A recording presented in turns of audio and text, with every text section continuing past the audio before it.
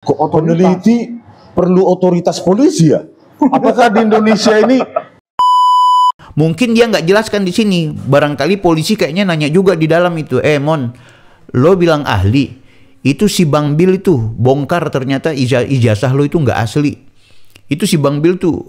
Itu ada nggak ya pertanyaan polisi kayak gitu? Diberikan pertanyaan yang sangat banyak ya. 97 pertanyaan.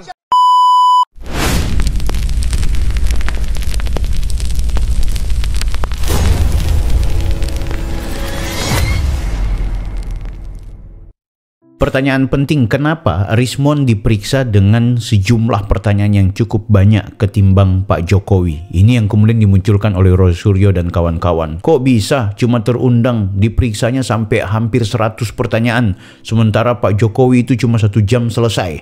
Oke guys, ini kita akan bahas di kesempatan kali ini. Namun saya juga ingin mengulik ada satu video rekaman yang bagaimana Rismond menyampaikan tentang dia ini kok ditanyakan tentang apa otoritas saya untuk melakukan penelitian yang berkaitan dengan ijazahnya Pak Jokowi. Dengan gamblang, Rismond menjawab bahwa, loh, bagaimana mungkin negara kemudian tidak seolah-olah kalau kita mau melakukan penelitian itu harus mendapat izin dari kepolisian dan lain-lain sebagainya. Nah, kita akan ulik-ulik guys ya. Langsung saja kita tonton videonya dan jangan lupa like, comment, dan subscribe. Saya tadi, siapa yang memberikan otoritas Anda untuk meneliti ini? Kok peneliti perlu otoritas polisi ya? Apakah di Indonesia ini peneliti meneliti sesuatu itu perlu izin kepolisian atau kejaksaan atau kehakiman? Kan kacau. Oh no. Ini logika sesat menurutku. Ini adalah sebuah pernyataan yang keliru, karena sebenarnya ketika ketika polisi mempertanyakan apa yang otoritas yang Anda miliki, kemudian Anda melakukan analisa atau penelitian terkait ijazahnya Pak Jokowi kan gitu, dan Rismond menjawab, loh, apa harus ada izin atau harus ada otoritas dari polisi? Apa? Itu lucu sebenarnya. Kan sebenarnya biasanya dalam tradisi ilmu pengetahuan yang namanya penelitian itu, kalaupun dia independen, biasanya juga ada yang namanya bantuan atau izin penelitian yang berbasis etik dari lembaga etik itu tertentu, itu ada walaupun independen. Kenapa? Ini secara etika walaupun tidak menjadi sebuah kewajiban.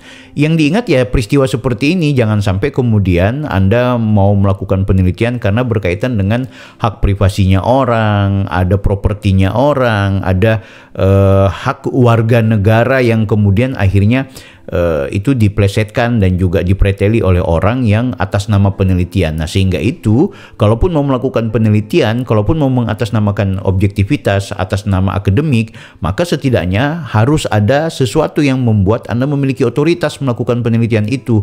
Walaupun Anda mau bilang, oh ini kan haknya publik untuk mempertanyakan bla bla bla, is okay. Itu makanya aku bilang dalam konteks etika itu perlu juga kemudian ada sesuatu yang membuat Anda dapat kesempatan atau ada hak untuk Anda melakukan penelitian. Oke, kita dengarkan lagi nih guys.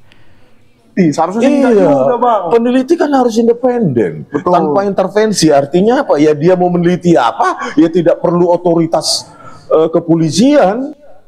Nah, di sini letak kacaunya Bang Rismond. Ketika dia bilang bahwa peneliti itu harus independen, dia lupa bahwa yang dia lakukan juga independensinya sudah hilang gitu. Kenapa?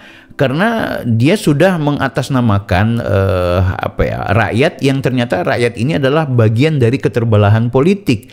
Itu jadi aku rasa lucu kalau kemudian dia bilang, loh ini kan kita atas nama penelitian, atas nama akademik. Ya kalau mau bicara atas nama akademik, maka syarat-syarat akademik juga harus dijalankan dong. Bilang aja kalau karena memang sentimen, karena memang anti sama Pak Jokowi, kebetulan Anda paham tentang dunia digital forensik, kemudian menjadikan ini sebagai sesuatu yang akhirnya menjadi keributan secara nasional gitu. Baru ujung-ujungnya atas nama penelitian, ya repot dong gitu. Jadi sebenarnya sama dengan orang mau bikin keramaian ya, orang mau buat kegiatan di rumah, izin keramaian, kadang-kadang mesti ada surat pemberitahuan ke polisi. Nah, tentu bukan dalam konteks mau minta izin polisi untuk mau melakukan penelitian terhadap ijazahnya Pak Jokowi, no. Tapi mbok ya minimal ya terkonfirmasi kepada orang yang Anda jadikan objek itu. Misalnya Pak Jokowi punya ijazah dianggap palsu, ya sudah, Lakukan saja penelitian, datang ke rumahnya Pak Jokowi, tanya baik-baik gitu.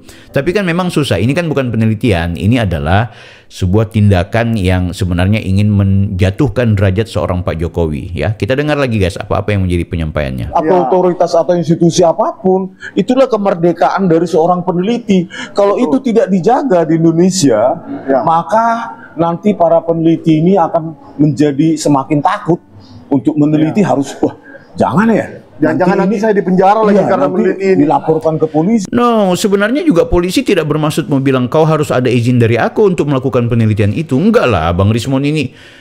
Yang namanya, coba kita kalau dari kampus Anda mau melakukan penelitian di sebuah daerah, di sebuah tempat yang mau menuju kepada narasumber tertentu, itu biasanya dipertanyakan, Anda peneliti, boleh tanya Anda peneliti dari mana? Ya, oh dari kampus ini Pak, dari kampus itu Pak, dari TPU apa? Boleh ada dapat surat tugasnya, boleh dapat tahu apakah benar-benar Anda ini betul-betul peneliti, bagaimana mau mengetahui Anda terverifikasi sebagai peneliti. Kalau yang Anda lakukan ini Bang Rismon, itu bukan penelitian, tapi itu mengegosip, itu menggibah, itu mengulik-ngulik, ya kan? Ya sama kayak kita-kita lah, begitu sampean perlihatkan ijazah sampean, Anda perlihatkan ijazah Yamaguchi, ya udah kita ulik karena itu Anda perlihatkan di ruang publik. Tapi kalau Anda tidak pernah perlihatkan ijazah Anda di ruang publik, ya, begitu kemudian dipertanyakan oleh Bang Joshua dan Anda tidak perlihatkan ijazah Anda, bisa saja orang-orang tidak mau meragukan, ya kan? Bisa saja orang berpikir, ya seperti tuduhannya Bang Joshua bahwa Anda ini tidak lulus karena terkonfirmasi oleh Yamaguchi, ya kan? Tapi sudah, orang hanya akan berakhir di situ. Tapi ketika Anda mengatakan bahwa saya lulus, ini ijazahnya, akhirnya Anda diulik-ulik. Nah itu bukan penelitian, kita tidak ada penelitian. Aku secara pribadi juga di video-videoku sebelumnya mengulik-ngulik tentang ijazah Anda itu tidak kita anggap sebagai bagian dari penelitian, melainkan kita melihat ada informasi publik yang Anda perlihatkan dan akhirnya kita preteli dan kita berikan juga kepada publik bahwa ternyata yang Anda lakukan itu offside, ternyata Anda nggak punya ijazah. Ada ijazah tapi berbeda dengan ijazah yang semestinya. Anda tidak pernah mengikuti workshop. Ada Anda bilang ikut workshop yang ketiga, padahal yang pertama. Anda tidak punya disertasi. Anda tidak punya tesis. Kita udah lihat di bank data di Jepang dan secara global nggak ada. Anda bilang punya paten, tapi patennya ternyata tertolak. Anda bilang bahwa Anda ini memiliki sertifikasi dosen untuk dalam konteks penyamaratan, penyetaraan. Tapi ternyata Anda tidak mengikuti penyetaraan dalam konteks itu. Itu sudah kita bahas, itu kita ulik, wajar, dan kita tidak pernah menganggap itu sebagai penelitian, kita nggak menganggap itu sebagai akademik. Kita menganggap bahwa ini adalah ruang publik yang Anda perlihatkan dan kemudian kita ulik. Tapi Anda, ada orang lagi istirahat, orang lagi tidur, kemudian Anda sebutkan bahwa itu adalah palsu ijazahnya hanya karena kebetulan ada orang yang mengupload video gambar ijazah tersebut. Anda langsung vonis, adili Jokowi, adili turunkan fufufa apa. Itu kan ada rekaman-rekaman video tentang Anda bagaimana mau menjadikan Pak Jokowi itu sebagai pintu masuk untuk menghajar Mas Gibran. Ayo. Jadi bukan penelitian, murni adalah Anda punya kepentingan politik yang anti kepada Pak Jokowi, yang kemudian Anda bergabung bersama gerbong-gerbong yang memang anti sama Jokowi. Nggak ada pembualan. Stop, sekali lagi stop bicara penelitian. Karena kita butuh otoritas. Bahaya. Ini harus diperjelas ya oleh pemerintah, bahkan kalau perlu oleh Kemristek Dikti nih harus menjawab nih pertanyaan Dr. Rismon barusan. Iya, jadi seolah-olah harus ada meminta otoritas. Iya, menanyakan apa hak Anda meneliti ijazah Jokowi yang diupload oleh Dian Sandi, dan apa hak Anda untuk meneliti lembar pengesahan skripsi Joko Widodo gitu. Waduh, kok sepertinya ingin menggiring bahwa seolah-olah kita nggak punya hak gitu. Atau ilegal. Iya, ilegal gitu. Itu saya sedih sih dengan pertanyaan itu. Ya, kalau aku setuju. Ya, kalau ini aku setuju sama kau, Bang. Aku nggak sependapat kalau memang benar polisi mempertanyakan apa hak Anda meneliti ijazah yang diupload oleh Dian Sandi. Itu pertanyaan yang keliru dari polisi. Aku setuju sama Anda, Bang, ya. Tapi kalau seandainya pertanyaannya yang paling penting adalah bagaimana, apa kapasitas Anda menentukan ijazahnya Pak Jokowi itu palsu hanya karena kebetulan Anda melihat ijazah yang di-share oleh orang lain yang bukan di-share oleh Pak Jokowi. Anda nggak punya kewenangan. Nah, itu pertanyaan polisi yang bagus seperti itu. Atau pertanyaan lain, atau pertanyaan lanjutan. Anda ini siapa? Otoritas dari mana Anda mau menentukan ijazah orang itu asli atau palsu?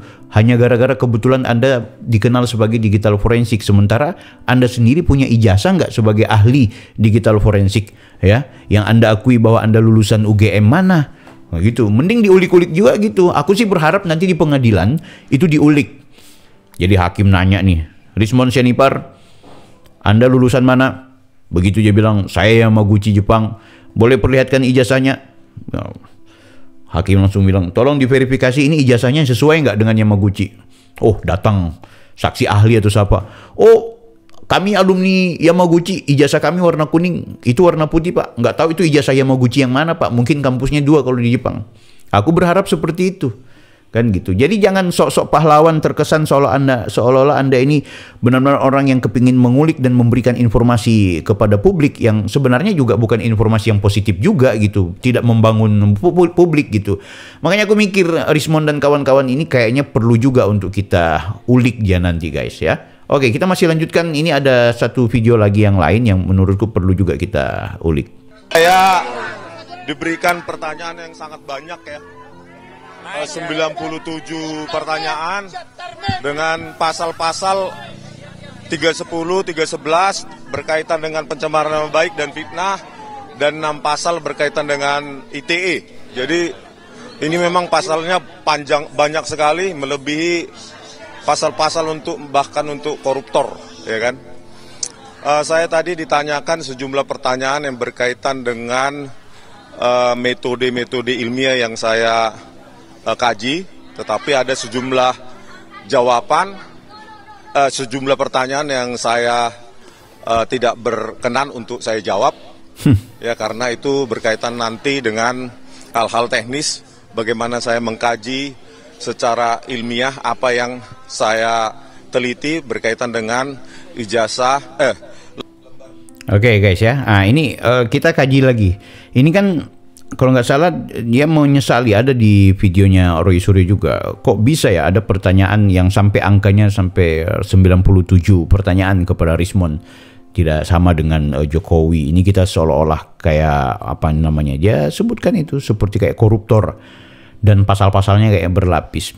Ini wajar guys. Ya, wajar sekali. Buat apa lama-lama ke Pak Jokowi? Karena memang dia simpel saja. Hanya dipertanyakan pernah kuliah? Pernah. Anda punya ijazah, Anda punya dinamika waktu di kuliah, di kampus bagaimana, bla bla bla bla, kan gitu. Tapi ketika pertanyaannya ke Rismon, itu wajar. Harus lama dan kalau boleh 3 hari 3 malam. Ya kan?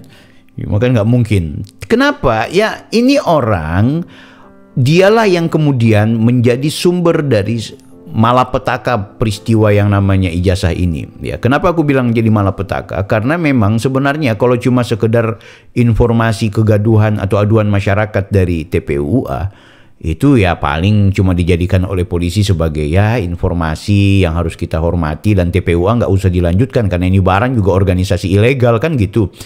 Tapi TPUA semakin kencang gara-gara ini Rismon kemudian membuat semacam kajian hasil dari digital forensik yang menganggap bahwa yang namanya ijazahnya Pak Jokowi itu palsu berdasarkan font, ya font udah kita bantah lah, berdasarkan uji dari stempel, uji dari, ini kan menurutku pandangan yang walaupun dia bilang objektif tapi tetap saja jadi subjektif. Kenapa menjadi subjektif? Karena yang punya otoritas menentukan ijazahnya Pak Jokowi itu adalah asli ya UGM, tapi dia tetap mengatakan itu palsu. Oke, nggak apa-apa, biarin saja. Nah sekarang kan Baris Krim udah umumkan.